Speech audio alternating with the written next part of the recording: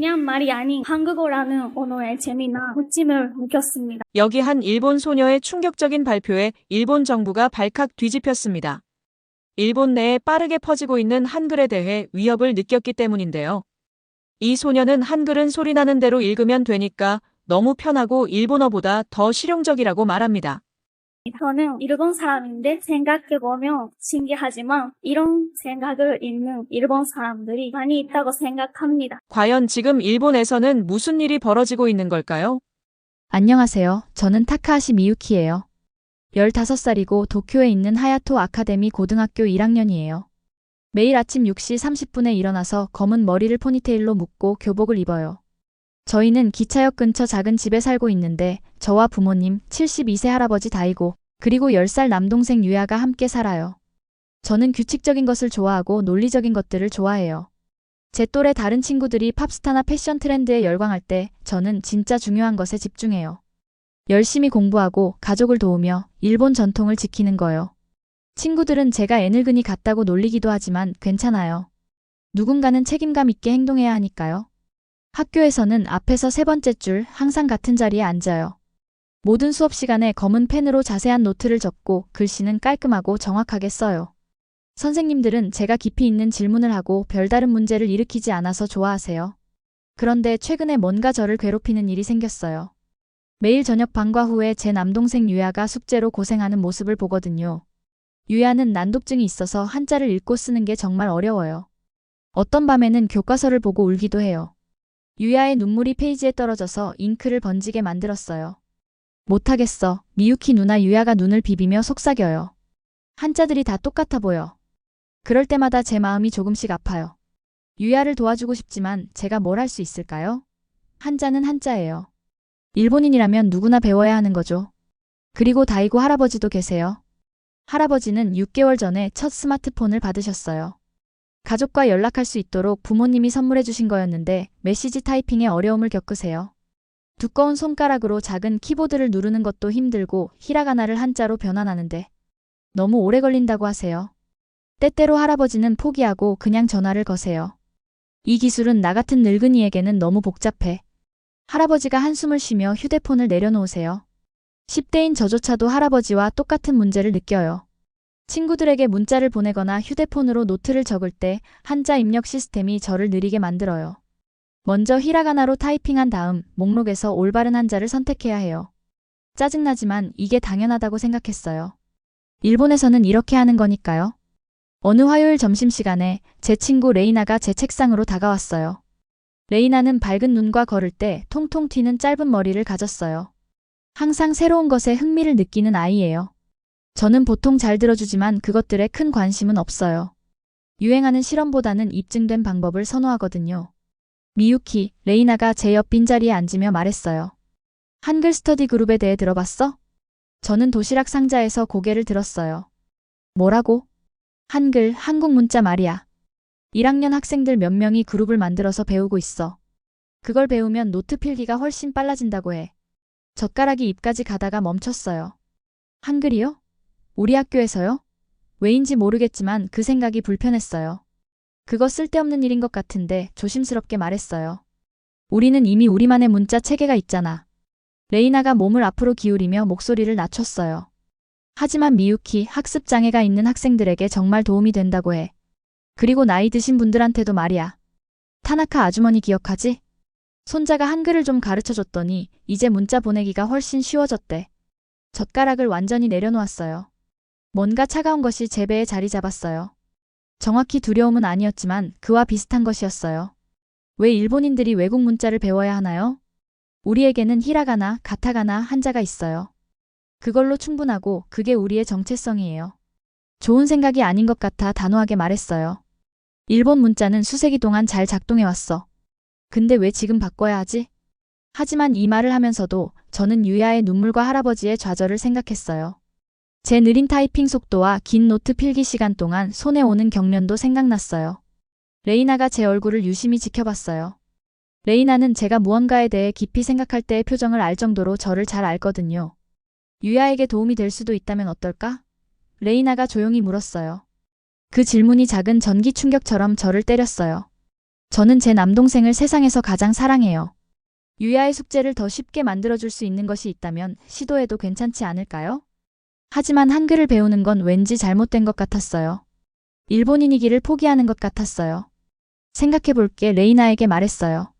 그날 밤 침대에 누워 천장을 바라봤어요. 얇은 벽 너머로 옆방에서 유야가 여전히 한자 쓰기 연습을 하고 있는 소리가 들렸어요. 지우개가 종이에 문지르는 소리로 보아 실수를 하고 다시 시도하고 있다는 걸 알 수 있었어요. 제 마음 한편으로는 유야의 방으로 가서 이 한글을 배워보자고 제안하고 싶었어요. 하지만 제 마음 깊은 곳에서는 거부감을 느꼈어요. 사람들이 뭐라고 할까요? 선생님들은 어떻게 생각하실까요? 이게 제 정체성의 어떤 의미일까요? 눈을 감고 잠을 자려고 했지만 한 가지 생각이 계속 제 머릿속을 맴돌았어요. 혹시 제가 놓친 것이 있다면 어떨까요? 제가 이 문제에 대해 잘못 생각했다면 어떨까요? 논리적이고 똑똑하다고 자부하는 사람에게 그건 무서운 가능성이었어요. 하지만 그것이 곧 모든 것을 바꿀 일의 시작이기도 했어요. 이런 걸 연구하는 건 한글에 관심 있어서가 아니에요. 그냥 쓸모없다는 걸 증명하려는 거예요. 밤 11시에 침실에 앉아 노트북 화면이 어둠 속에서 빛나는 가운데 검색창에 한국어를 치면서도 계속 그렇게 생각했어요. 제 계획은 간단했어요. 한글이 일본인들에게 너무 복잡하다는 증거를 모으는 거예요. 유야 같은 학생들에게 도움이 되지 않는다는 증거를 찾아서요. 그 다음 레이나에게 이 트렌드가 왜 말이 안 되고 해로운지 논리적인 이유들을 보여주려고 했어요. 하지만 제가 찾은 첫 번째 정보가 저를 멈추게 만들었어요. 한글은 총 24개의 글자만 있다고 화면에 적혀 있었어요. 자음 14개와 모음 10개. 저는 눈을 깜빡였어요. 일본어에 비해 아주 적은 것 같았어요. 일본 학생들은 히라가나 46자, 가타가나 46자, 그리고 고등학교를 졸업할 때까지 1000개가 넘는 한자를 배워요. 24개 글자라니 이걸 배우는 건 너무 쉬운 것 같았어요. 아래로 스크롤하니 더욱 놀라운 내용이 있었어요. 한글은 무작정 만들어진 게 아니었어요. 세종이라는 왕이 한자를 읽을 수 없는 일반 백성들을 위해 특별히 만든 거였어요. 각 글자의 모양은 그 소리를 낼 때 혀와 입술이 움직이는 방식을 기반으로 했다고 해요. 꽤 과학적이네. 저도 모르게 속삭였다가 그런 말을 했다는 사실에 즉시 짜증이 났어요. 다음 1시간 동안 한글 구조에 대해 읽었어요. 스스로를 제어하려고 했지만 특정한 패턴들이 보이기 시작했어요. 글자들이 논리적인 방식으로 결합해서 음절을 형성해요. 규칙이 있고 일관성이 있었어요. 모든 조각이 깔끔하게 맞아떨어지는 퍼즐 같았어요. 제 노트가 노트북 옆에 놓여 있었어요. 정말로 생각하지 않고 기본 글자들을 따라 쓰기 시작했어요. 먼저 자음들을 기역, 니은, 디귿, 리을. 그 다음 모음들을 아, 어, 오, 우. 제 손이 종이 위를 천천히 움직였어요. 펜 아래에서 느껴지는 모양들이 낯설었지만 예상했던 것만큼 어렵지는 않았어요. 몇몇 글자는 심지어 그것이 나타내는 입 모양을 닮아 보였어요. 오는 둥근 입술 같고 은은 평평한 혀 같았어요. 흥미롭네. 조용히 인정했어요. 그러고는 정신을 차리고 노트를 탁 닫았어요. 제가 뭘 하고 있는 건가요? 이 시스템의 문제점을 찾아야 하는 건데 그 설계를 감상하고 있다니요. 노트북을 끄고 잠을 자려고 했지만 머릿속이 계속 한국어로 가득 차 있었어요. 그 다음 며칠은 비밀 연구의 소용돌이 속에서 지나갔어요.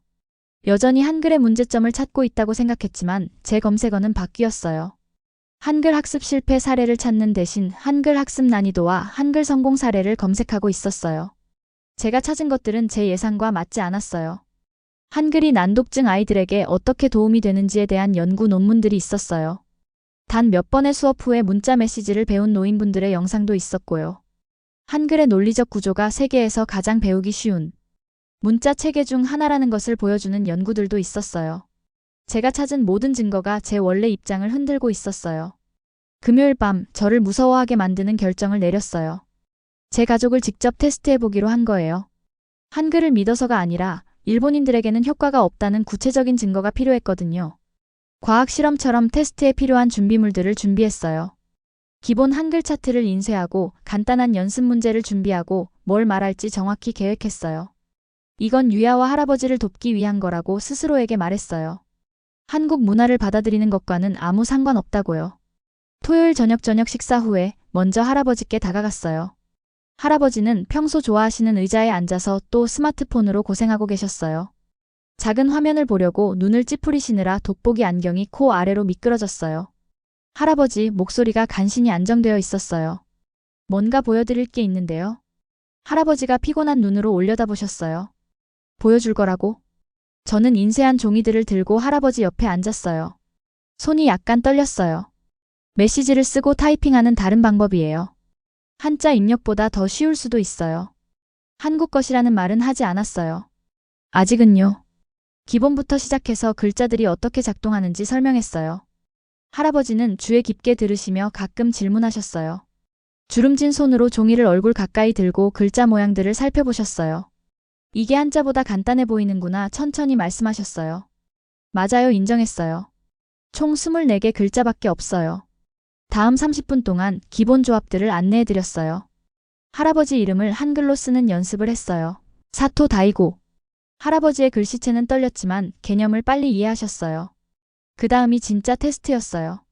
할아버지 스마트폰에 한국어 키보드를 설치하도록 도와드리고 기본 단어들을 타이핑하는 방법을 보여드렸어요. 그 다음에 일어난 일이 모든 걸 바꿨어요. 할아버지가 한글로 첫 번째 메시지를 성공적으로 타이핑해서 보내신 거예요.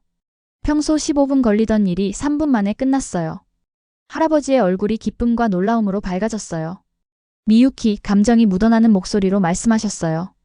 내 나이에 이렇게 쉽게 메시지를 보낼 수 있을 줄 몰랐구나. 저는 할아버지를 바라보며 눈에 눈물이 맺히는 걸 봤어요. 전쟁 후 힘든 세월을 이겨내시고 평생을 손으로 일하며 사신 할아버지가 이제야 가족들과 편하게 연락할 수 있게 되었다는 기쁨의 눈물을 보이고 계신 거예요. 제 가슴에 뭔가 무거운 것이 자리 잡았어요. 이런 일이 일어날 거라고 생각하지 못했어요. 할아버지는 한자로 고생하신 것처럼 한글로도 고생하셔야 했어요. 한국 문자가 일본인들에게는 어렵다는 걸 증명해 주실 줄 알았는데 할아버지는 제가 최근 몇 달간 본 적 없는 기쁜 미소를 띠고 계셨어요. 유야에게도 이걸 가르쳐 줄 수 있겠니? 할아버지가 물으셨어요. 저는 할아버지의 말씀이 믿을 수 없어서 고개만 끄덕였어요. 한글을 반박하려던 제 세심한 계획이 무너지고 있었는데 그것에 대해 어떻게 느껴야 할지 모르겠었어요. 그 주 내내 비슷한 실험을 계속했어요. 유야에게는 더 조심스럽게 접근했어요. 숙제 시간에 앉아서 한자가 왜 그렇게 어려운지 물어봤어요. 모양이 다 비슷해 보여 유야가 좌절하며 말했어요. 그리고 하나의 한자가 여러 가지 읽기 방법이 있어서 헷갈려. 그때 한글 기본을 보여줬어요. 유야의 반응은 할아버지보다 더 극적이었어요. 글자들이 어떻게 소리와 연결되는지 이해하자마자 유야의 얼굴이 완전히 변했어요. 이거 쉬워. 처음으로 읽기에 대해 흥미를 보이며 말했어요. 이 글자는 왜 이렇게 논리적이야? 일주일 안에 유야는 기본 한글로 짧은 메모를 쓸 수 있게 됐어요. 숙제를 할 때 어려운 한자 옆에 한글로 소리를 적어두는 방법을 발견했죠. 숙제 시간이 절반으로 줄었고 눈물은 완전히 사라졌어요. 그날 밤 저는 할아버지의 기쁨과 유야의 새로운 자신감을 생각하며 잠을 이룰 수 없었어요. 제 뇌의 논리적인 부분은 제가 목격한 것이 현실적이고 중요하다는 걸 알고 있었어요. 하지만 그걸 인정한다는 건 중요한 일에서 제가 틀렸다는 걸 인정하는 거예요. 때로는 외국의 해결책이 일본의 문제를 도울 수 있다는 걸 인정하는 거고요. 그리고 그건 제가 인정하고 싶은 것보다 훨씬 더 저를 무서워하게 만드는 생각이었어요. 11월의 어느 화요일 저녁이었어요. 저는 부엌 테이블에 앉아서 매일 밤 하듯이 유야의 숙제를 도와주고 있었어요. 하지만 그날 밤은 달랐어요. 그날 밤 유야가 제 생각을 완전히 바꿔놓을 무언가를 보여줄 거였거든요. 가족들에게 몰래 한글을 가르치기 시작한 지 3주가 지났어요. 이건 그냥 실험일 뿐이라고 스스로에게 말한 지 3주가요. 제가 이미 되돌릴 수 없는 선을 넘었다는 걸 인정하지 않으려고 한 지 3주가 됐어요. 유야가 제 맞은편에 앉아서 작은 손에 연필을 들고 제가 만들어준 연습지를 하고 있었어요. 집중할 때면 혀를 살짝 내미는 게 어렸을 때부터 있던 버릇이에요. 부엌 전등 불빛이 유야가 종이 위로 고개를 숙일 때 검은 머리를 반짝이게 만들었어요. 지난 한 달 동안 저는 난독증이 있는 제 남동생이 점점 읽기를 덜 어려워하는 모습을 지켜봤어요. 한글은 한자가 절대 그러지 못했던 방식으로 유야의 뇌에 맞는 것 같았어요. 일본 문자가 유야를 좌절로 울게 만들었다면 한글은 이해의 미소를 짓게 만들었어요. 하지만 저는 이게 일시적인 효과일 뿐이라고 스스로에게 말해왔어요. 그냥 한때일 뿐이라고요. 새로움이 사라지면 없어질 거라고요. 미유키 누나, 유야가 종이에서 고개를 들며 말했어요. 누나한테 쓴 게 있어. 유야가 종이 한 장을 테이블 너머로 밀어줬어요. 거기에는 조심스러운 한글로 이렇게 쓰여 있었어요. 누나 사랑해. 제 심장이 멈춘 것 같았어요. 내가 쓴 거 읽을 수 있어? 유야가 흥분으로 반짝이는 눈을 하며 물었어요. 저는 그 종이를 바라봤어요. 유야가 아직 배우고 있어서 글자들이 약간 비뚤어졌지만 충분히 선명했어요. 학교 생활 내내 읽고 쓰기로 고생해온 제 10살 남동생이 한글로 쓴 누나 사랑해 였어요. 누나 사랑해, 간신히 속삭이는 목소리로 소리내어 읽었어요. 유야의 얼굴에 몇 년 만에 본 가장 큰 미소가 번졌어요. 나도 읽을 수 있어. 자랑스럽게 말했어요. 봐, 누나 사랑해. 아내의 상, 아이시대루. 제 가슴 안에서 뭔가가 터져나오는 것 같았어요. 그 말들 때문만이 아니라 유야가 그걸 얼마나 쉽게 읽는지 때문이었어요. 얼마나 자신감 있게 들리는지, 얼마나 자랑스러워 보이는지 때문이었어요. 이게 매일 밤 한자 숙제 때문에 우는 제 남동생이었다니 믿을 수 없었어요. 지난달에 읽기가 너무 어려워서 자신이 바보 같다고 느낀다고 말했던 그 아이요. 그런데 지금은 유창하게 읽고 명확하게 쓰고 눈물이나 좌절 없이 자신을 표현하고 있어요. 더 이상 이게 단순한 실험이라고 생각할 수 없었어요. 정말 잘했어, 유야, 목이 메어서 간신히 말했어요. 유야가 의자에서 들썩였어요. 더 연습할 수 있어? 응. 제발. 저는 이런 유야의 반응이 놀라워서 고개만 끄덕였어요. 유야가 한글 쓰기 연습을 하는 동안 저는 제가 완전히 예전 세계에서 벗어나 새로운 것으로 들어갔다는 걸 깨달았어요. 한글이 쓸모없다고 생각했던 소녀로 돌아갈 방법은 없어요. 제 편안한 편견들로 돌아갈 길도 없고요. 그에 대한 증거로 바로 제 앞에 유야가 앉아서 한글을 읽고 쓰고 있었어요. 하지만 이 변화를 받아들인다는 건 제가 준비되지 않은 갈등들로 가득한 세계에 들어가는 걸 의미했어요. 학교에서는 정규 시간 후에 빈 교실에서 만나는 비밀 한글 스터디 세션에 참여하기 시작했어요. 주목받지 않기 위해 효율성 스터디 그룹이라고 불렀지만 모두가 우리가 실제로 뭘 하는지 알고 있었어요. 제가 비밀리에 화장실 노트라고 부르는 것을 가지고 다녔어요. 쉬는 시간에 한글을 연습하는 작은 일기장이었어요. 뭔가 숨어서 해야 하는 일을 하는 것처럼 느끼면서 화장실 칸에서 공부했어요. 어떤 면에서는 정말 그랬을지도 몰라요. 우리 학교가 공식적으로 한국어 학습을 금지한 건 아니지만 선생님들과 교직원들의 불만은 분명했어요. 점심시간에는 저희 작은 그룹이 도서관 구석에 모였어요. 끝없는 열정으로 항상 새로운 연습 자료를 가져오는 레이나가 있었고요. 강의 중에 노트 필기가 더 빨라진다고 말하는 조용한 남학생 사토군도 있었어요. 할머니가 한자 입력보다 쉬워서 한국어로 문자 보내는 걸 좋아하신다는 요시다양도 있었고요. 저희는 속삭임으로 함께 공부하며 팁을 공유하고 작은 승리들을 축하했어요. 타나카 양이 처음으로 자신의 이름을 한글로 성공적으로 쓸 때 우리 모두 조용히 박수를 쳤어요. 키무라 군이 실수 없이 문단 전체를 읽었을 때는 엄지손가락을 들어주며 격려의 고개를 끄덕였어요. 하지만 우리는 항상 선생님들을 경계했고 언제나 자료를 숨기고 다른 걸 공부하는 척할 준비가 되어 있었어요. 비밀스러움이 모든 걸 더 강렬하게 만들었어요. 더 중요하게, 더 위험하게요. 어느 날 오후 화장실에서 한국어 연습을 하고 있는데 발소리가 들렸어요. 재빨리 노트를 닫고 변기물을 내렸는데 심장이 두근거렸어요. 그냥 다른 학생이었지만 두려움은 저와 함께 남아있었어요. 만약 걸리면 어떡하지? 제가 이 한글 세계에 얼마나 깊이 빠져 있는지 부모님이 알게 되면 어떡하지? 정말 놀라운 변화는 제 자신의 글씨체가 바뀌고 있다는 걸 깨달을 때 나타났어요. 일반 수업에서 노트를 적을 때 때때로 실수로 한글을 쓰고 있는 제 자신을 발견했어요. 제 손이 복잡한 한자 대신 더 간단한 한글 모양을 만들고 싶어 했어요. 제 허락 없이 뇌가 스스로를 바꾸고 있는 것 같았어요. 역사 시험 중에 실수로 답의 일부를 한글로 썼어요. 급하게 지우고 일본어로 다시 써야 했는데 손바닥에 식은땀이 났어요. 선생님이 눈치챘다면? 이게 제 학교 기록에 남는다면? 하지만 가장 무서운 부분은 이런 간단한 문제들의 위험이 아니었어요. 한국어 쓰기가 이제 얼마나 자연스럽게 느껴지는지였어요. 개인 노트에 한글을 사용할 때 제 생각이 얼마나 빠르게 흘러나오는지요. 휴대폰에서 한자 입력으로 고생하지 않아도 될 때 제 아이디어가 얼마나 명확해지는지요. 저는 완전히 다른 누군가가 되어가고 있었어요. 예전에 조심스럽고 전통적인 일본 소녀는 사라져가고 외국에서 해결책을 찾는 누군가로 바뀌고 있었어요. 배운 것을 의문시하는 누군가로요. 문화적 순수성보다 실용적 결과를 우선시하는 누군가로요. 집에서는 변화가 더욱 명백했어요. 할아버지가 이제 가족들에게 계속 문자를 보내시면서 사진과 농담, 일상 업데이트를 공유하세요. 할아버지의 메시지가 자주 오는데 기술적 장벽 때문에 숨겨졌던 유쾌한 성격이 그대로 드러나고 있었어요. 유야는 이제 스스로 잠자리 동화를 읽으며 자신감 있게 한글로 소리내어 읽어요. 때때로 숙제를 하면서 콧노래를 부르는 소리가 들려요. 콧노래요. 모든 학교 과제를 두려워하던 제 남동생이 이제 공부하면서 콧노래를 부르고 있어요. 그리고 저는 모든 걸 세심하게 기록하며 읽기 속도와 이해도, 가족 행복 수준에 대한 데이터로 노트를 채우고 있어요. 저는 논증을 만들고 있지만 더 이상 어느 쪽을 위해 논쟁하는지 확실하지 않아요. 한글이 쓸모없다는 걸 증명하려고 이 여행을 시작한 소녀는 그것들이 효과가 있다는 걸 아는 누군가가 되었어요. 무엇보다 전통을 중시했던 학생은 편안함보다 결과를 중시하게 되었어요.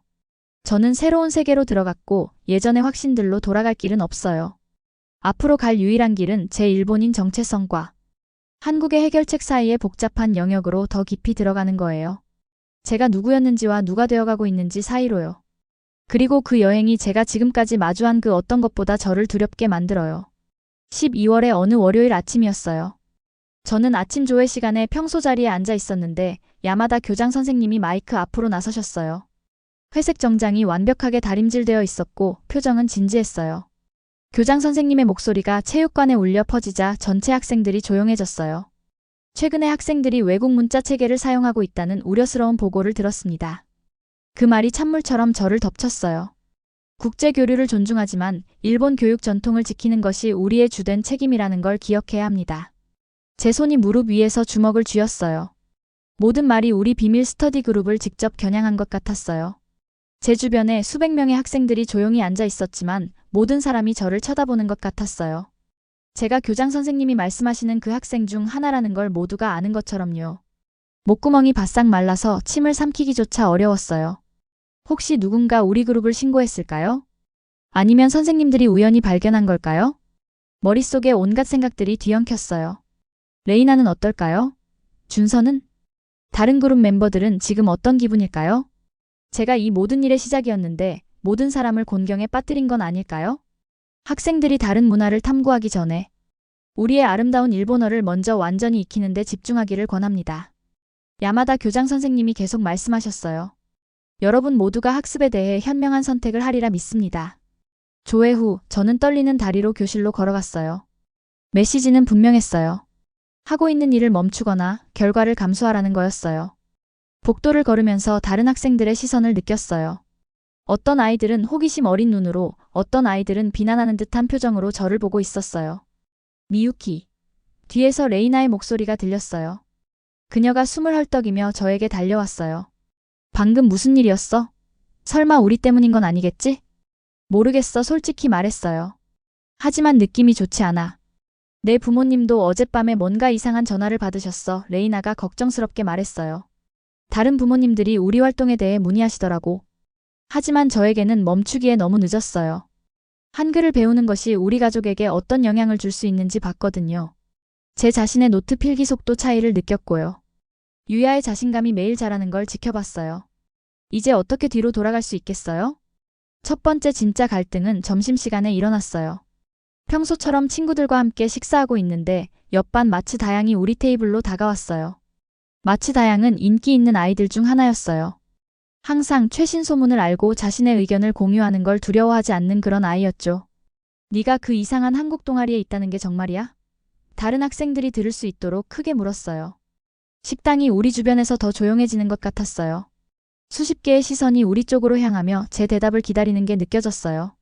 우리는 효율적인 학습 방법을 공부해, 조심스럽게 말했어요. 마치 다양히 웃었지만 친근한 소리는 아니었어요. 우리 엄마가 너희가 일본 문화를 무시하고 있다고 하더라. 너희 같은 학생들이 자신이 어디서 왔는지 잊고 있다고 해. 뺨에 열이 올랐어요.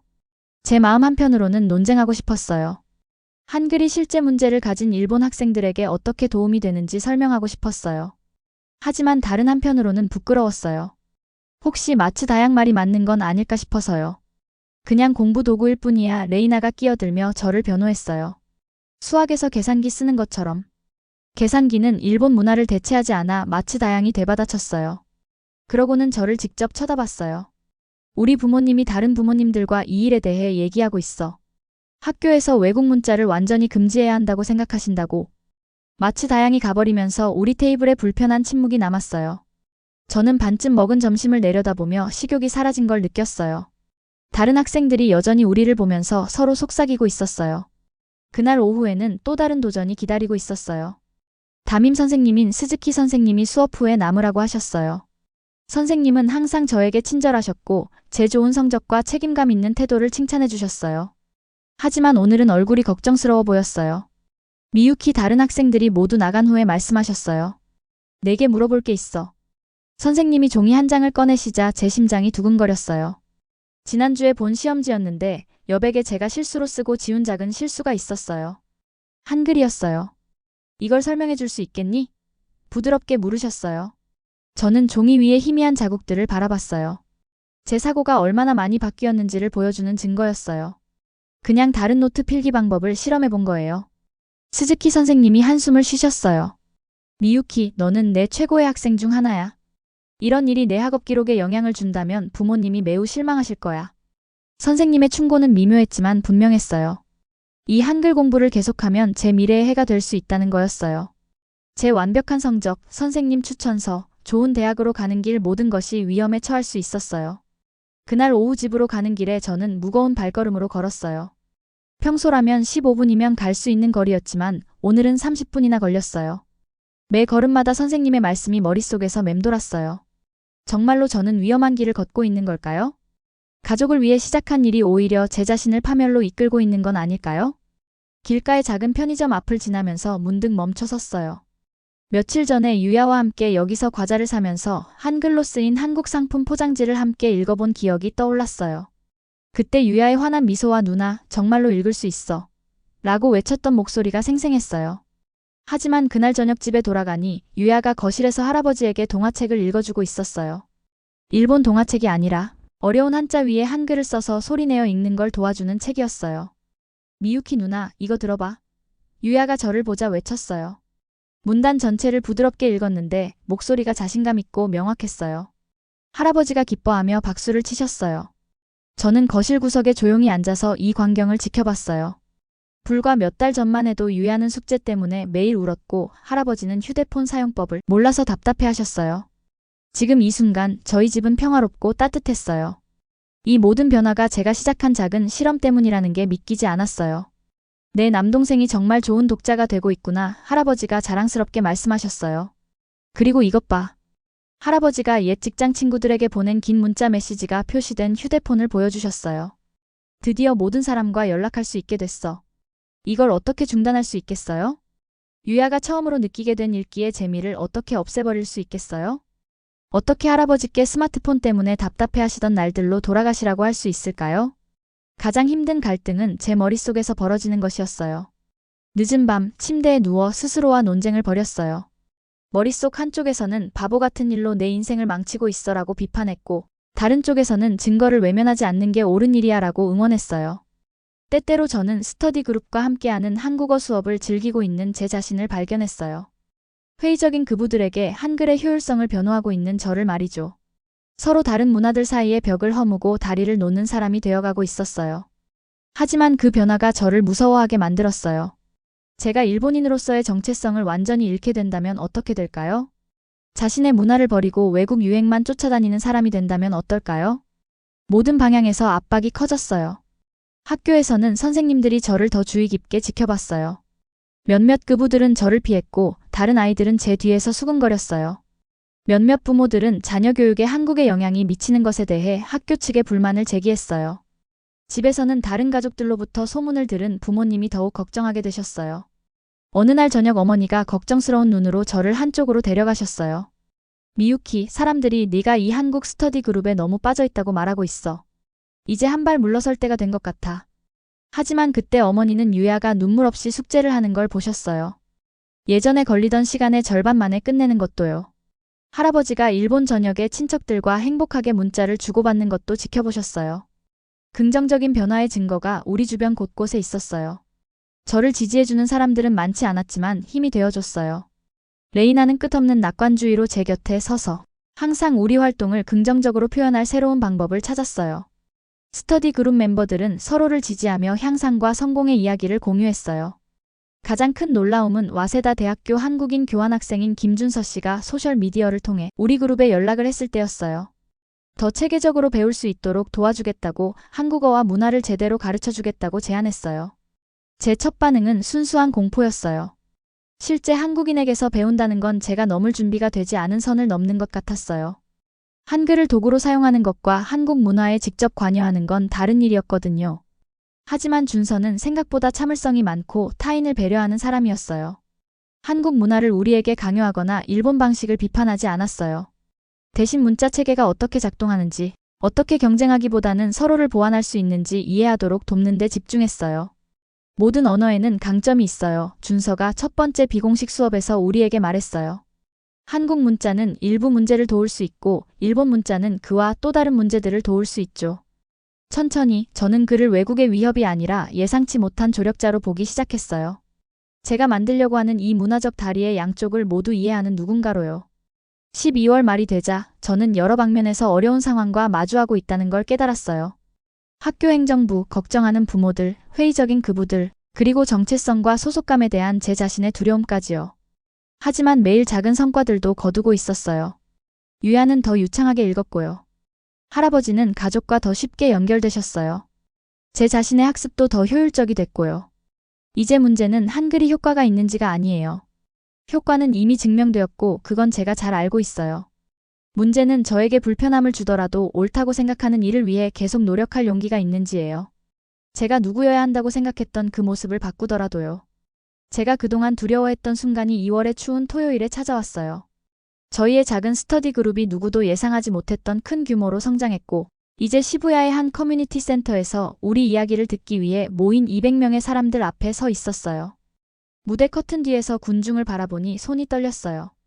제 나이 또래의 학생들, 걱정스러운 표정의 부모들, 호기심으로 몸을 앞으로 기울인 노인분들, 그리고 인근 학교에서 본 적 있는 선생님들이 있었어요. 어떤 얼굴들은 친근해 보였어요. 다른 얼굴들은 회의적이거나 심지어 화가 나 보였어요.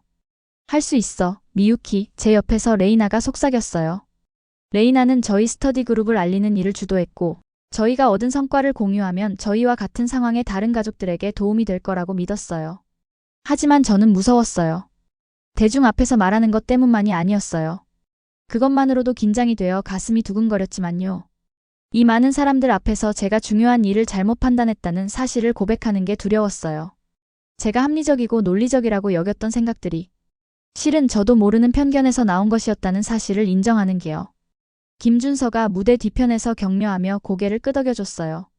지난 2달 동안 그는 단순한 한국어 선생님 이상이었어요. 다른 문화에서 배우는 것이 자신의 문화를 버리는 게 아니라는 걸 이해하도록 도와준 친구가 되었어요. 기억해요. 그가 조용히 말했어요.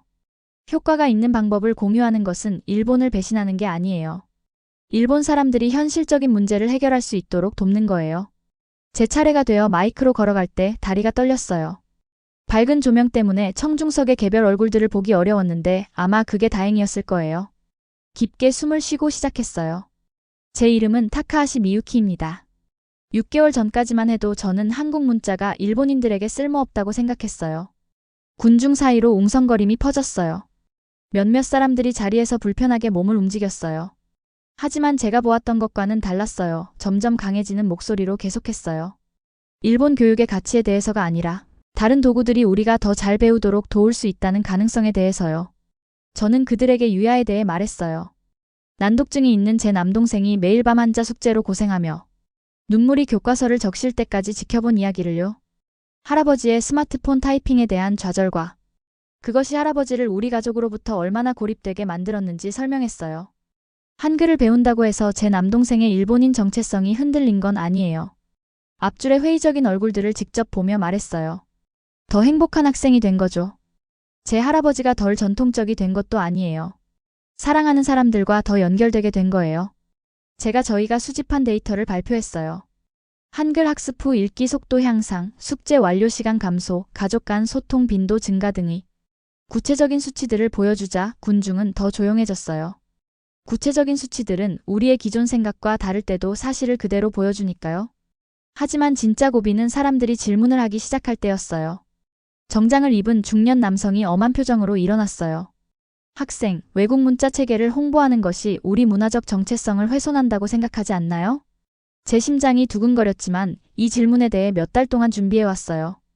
우리 문화적 정체성은 자신을 잃지 않고도 다른 사람들로부터 배울 만큼 충분히 강하다고 생각해요. 질문에 자신있게 답했어요. 제 남동생은 여전히 일본 문학을 공부해요. 제 할아버지는 여전히 전통 관습을 소중히 여기세요. 하지만 이제 디지털 세상에서 더 쉽게 소통할 수도 있어요. 뒤쪽 근처에 한 여성이 손을 들었어요. 이것이 자녀들의 일본어 발달에 해가 될 일시적인 트렌드일까봐 걱정하는 부모들에게 뭐라고 말하시겠어요? 여러 문자 체계를 배우는 것이 실제로 전체적인 읽기 쓰기 능력을 강화한다는 연구를 밤새 찾아본 모든 시간들을 생각했어요. 연구에 따르면 여러 문자 체계를 배우는 것이 실제로 전체적인 문해력을 강화한다고 해요. 하지만 더 중요한 건 저희가 일본 교육을 대체하려는 게 아니라는 거예요. 이전에 어려움을 겪던 일부 학생들이 성공할 수 있도록 돕는 도구를 추가하는 거예요. 질문들이 계속 들어왔어요.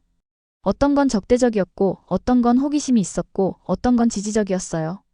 각각의 질문이 저로 하여금 우리 스터디 그룹뿐만 아니라 편견에서 이해로의 제 전체 여정을 설명하도록 만들었어요. 가장 힘든 순간은 전통적인 교육관을 가진 한 선생님이 겨우 15살짜리가 어른들에게 외국식 교육법을 가르치려 드는 게 맞다고 보나요? 라고 물었을 때였어요. 잠깐 동안 저는 작고 어리고 어울리지 않는다고 느꼈어요. 하지만 그때 유야가 혼자서 잠자리 동화를 읽는 모습을 생각했어요. 할아버지가 옛 친구들에게 성공적으로 문자를 보낼 때의 기쁨을 떠올렸어요. 저희 그룹에서 한글을 통해 새로운 자신감을 찾은 모든 학생들을 생각했어요. 사람들에게 도움이 되는 무언가를 발견한 사람은 누구든지 그것을 공유해야 한다고 생각해요. 저는 답했어요. 나이가 진실을 덜 진실하게 만들지는 않아요. 발표 후에 사람들이 자신들의 이야기를 가지고 저에게 다가왔어요. ADHD가 있는 아들을 둔 어머니가 한글이 아이가 글쓰기에 집중하는 데 도움이 되었다고 했어요. 한 노인분은 이제 손자들에게 문자를 보내는 게 얼마나 쉬워졌는지 설명하셨어요. 한 고등학교 선생님은 한글로 필기하는 게 훨씬 빨라서 개인적으로 계속 써왔다고 솔직히 말했어요. 하지만 모든 사람이 확신한 것은 아니었어요. 로비에서 문화적 배신과 위험한 외국 영향에 대한 격한 대화들을 엿들었어요. 몇몇 부모들은 저를 보면 위험한 아이디어로 오염시킬 수도 있는 것처럼 자녀들을 멀리 데려갔어요. 지역신문이 다음 주에 저희 발표에 대한 기사를 실었어요. 제목은 고등학생들이 일본에서 한글 체계를 홍보하다였어요. 기사는 대체로 중립적이었지만 온라인 댓글들은 칭찬과 비판으로 나뉘었어요. 어떤 사람들은 제가 고정관념에 도전한 것을 용감하다고 했어요. 다른 사람들은 제가 혼란스럽거나 심지어 비애국적이라고 했어요. 댓글들을 읽는 것이 제 가슴을 불안으로 조이게 만들었지만 중요한 것을 확인시켜주기도 했어요. 이러한 대화가 필요했었다는 걸요. 한편 일본에서는 계속해서 변화가 일어나고 있어요. 일부 학교들이 난독증 학생들을 위한 학습 보조도구로 한글을 사용하는 시범 프로그램을 시작했어요. 몇몇 회사들은 생산성이 향상된다면 직원들이 내부 소통에 한국어 키보드를 사용하는 것을 허용했어요. 교육부는 대안적 학습 지원 방법을 연구하겠다고 발표했어요. 한글라고 직접 말하는 걸 피하지만 명백히 저희가 해온 일을 가리키는 조심스러운 표현이었어요. 모든 변화가 긍정적인 것은 아니었어요. 저희 학교는 일부 학부모 그룹들로부터 외국어 동아리를 완전히 금지하라는 압력을 받았어요. 몇몇 선생님들은 너무 국제적으로 보이는 학생 활동들에 대해 더 의심스러워하게 됐어요. 하지만 가장 중요한 변화들은 제일 가까운 곳에서 일어났어요.